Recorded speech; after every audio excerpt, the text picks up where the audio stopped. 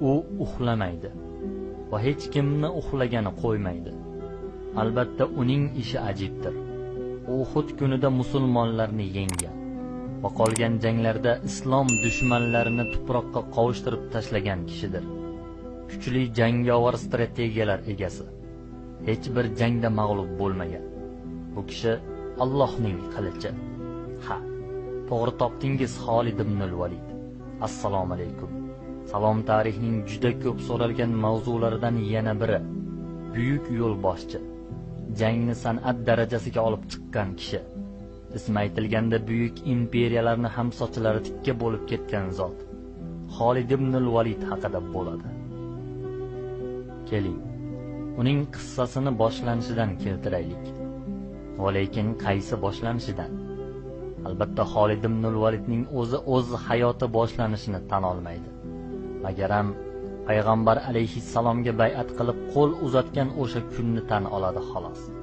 Va agar kuchi yetganida o'z umri va hayotidan o'sha kundan ilgargi yillar va kunlarni o'chirar edi. Keling, u bilan birga u suygan vaqtdan boshlaymiz.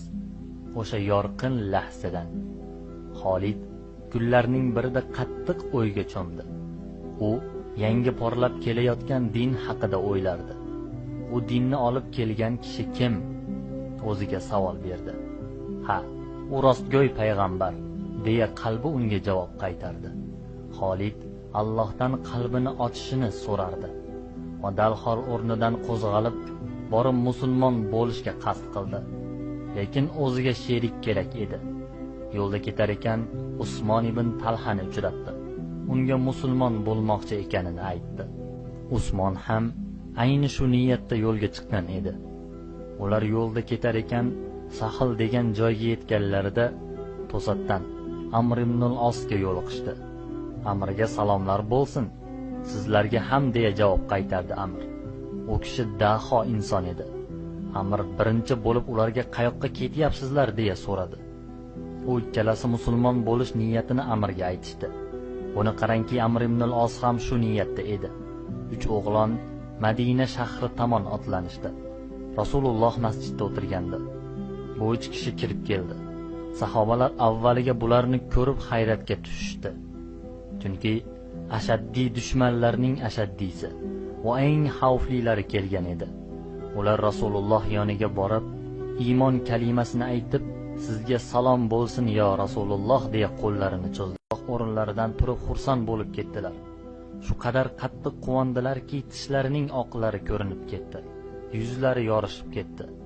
Chunki musulmonlar safiga 3 ta qudratli tog' qo'shildi. Ularning birinchisi aql zakovatda va siyosat yurgizishda tengi yo'q hiyla nayranglar ustasi Amr ibn al-Os edi. Ikkinchisi fidoilikda hammani lol qoldiradigan, qalbi gullagan bog' misoli yorqin bo'lgan Usmon ibn Talha edi. Uchinchisi jangovar sarkarda. Otni minsa oyoqlari yerga tegib turadigan chavandoz. Ikkita qo'lida qilich ushlab jang qilishda mohir, tengi yo'q jangchi. Birorta jangda mag'lub bo'lmagan qo'mondon. U kishining ismidan qudratli davlatlar ham qo'rqadigan inson. Xolid ibn al-Validlar musulmon bo'lishdi. Madinada o'sha kuni bayram bo'lib ketdi. Endi musulmonlar safida Xolid ibn al-Valid bor. Musulmonlar safida Amr ibn al-Os bor. Musulmonlar safida Usmon ibn Talha bor. Eng asosiysi Alloh ham musulmonlar tarafida. Xolidning eng birinchi janglaridan Mu'ta jangini eslaysizmi?